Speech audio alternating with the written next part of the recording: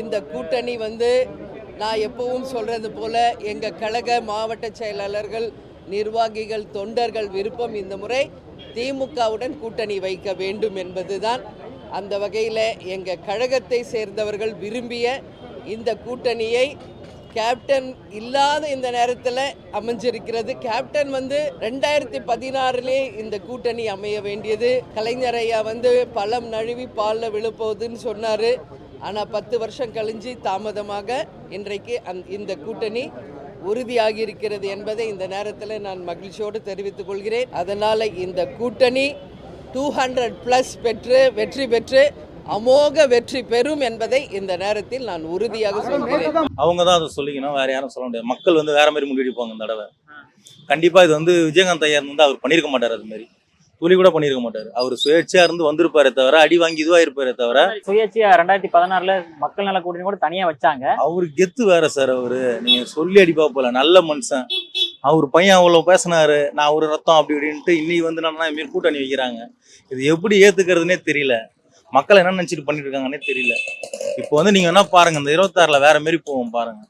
திமுக கூட கூட்டணி வச்சிருக்க கூடாது, சுயேட்சா கூட நின்றுக்கலாம், இல்ல வேற என்ன பண்ணிக்கலாம், அவங்க கூட வச்சிருக்க கூடாது. இல்ல சார், 2021 டிடி தினகரனோட போனாங்க, இருந்தாலும் ரொம்ப படுதோல்வி அடைஞ்சாங்க. மேபி இந்த தடவை ஒரு 4 சீட்டாவது ஜெயிக்கலாமே திமுக கிடையாது. அவங்க ஆளுங்களே உங்களுக்கு ஓட்டு போட மாட்டாங்க. நீங்க என்ன பாருங்க, எவ்வளவு பெரிய பிரச்சனையாவும் பாருங்க. ஏன் சொல்றீங்க? எல்லாம் மக்கள்கிட்ட கேட்டு, மாவட்ட செயலர்களை கேட்டு தான் இவங்க தான் சார் சொல்லிக்கிறாங்க. இவங்க தான் அப்படிலாம் சொல்லிக்கிறாங்க. 1.5 கோடி தொண்டர்கள் இருக்காங்க, 2 கோடி தொண்டர்கள் இருக்காங்க சொல்றாங்களே தவிர அவங்கள போய் கேட்டுருக்காங்களா? யாருன்னா ஒன்றும் இல்லை, அவங்களே போயிட்டு வேலை யாருன்னா விட்டு பண்ணி பார்க்க சொல்லுங்க, அவங்களுக்கே தெரியும். எனக்கே நேற்று பார்த்ததுலேருந்து எனக்கே அது பிடிக்கல. எனக்கு ஒரு மரியாதை இருந்தது அவங்க மேலே, பிரேமலதா மேலே. அவங்க இப்போ மரியாதை இல்லை, அந்த மேலே ரொம்ப மரியாதை இருந்தது, பசங்க மேலே இருந்தது. இப்போ இதுமாரி போனது மிகப்பெரிய சுயேட்சா இருந்திருக்கலாம், இல்லை வேற அதிமுக கூட போயிருக்கலாம், விஜய் அண்ணன் கூட போயிருக்கலாம்.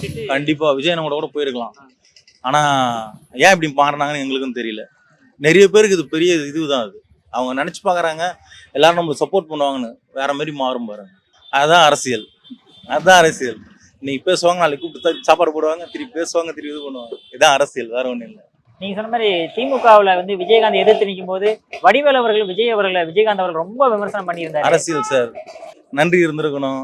நம்ம பார்த்ததில்ல. நான் ரொம்ப சின்ன பையன் வச்சுங்க, நான் கேள்விப்பட்ட இந்த யூடியூப்லாம் பார்த்து எனக்கே அப்பதான் தெரியும் அவர் இவ்வளோ பண்ணியிருக்காருன்றதே. எங்களுக்கு இப்போ அவர் இறந்ததுக்கு அப்புறம் தெரியும். அவர் இருக்கும்போது கூட எங்களுக்கு தெரியாது இவ்வளோ பண்ணியிருக்காருன்றது. அப்பதான் தெரியும். நல்ல மனுஷன், எல்லாம் வச்சு செஞ்சுட்டாங்க. இப்போ இவங்க பார்த்தா ஃபேமிலியை வச்சு செஞ்சுட்டாங்க, ஒரு பேரை கெடுத்துட்டாங்க, அவ்வளோதான்.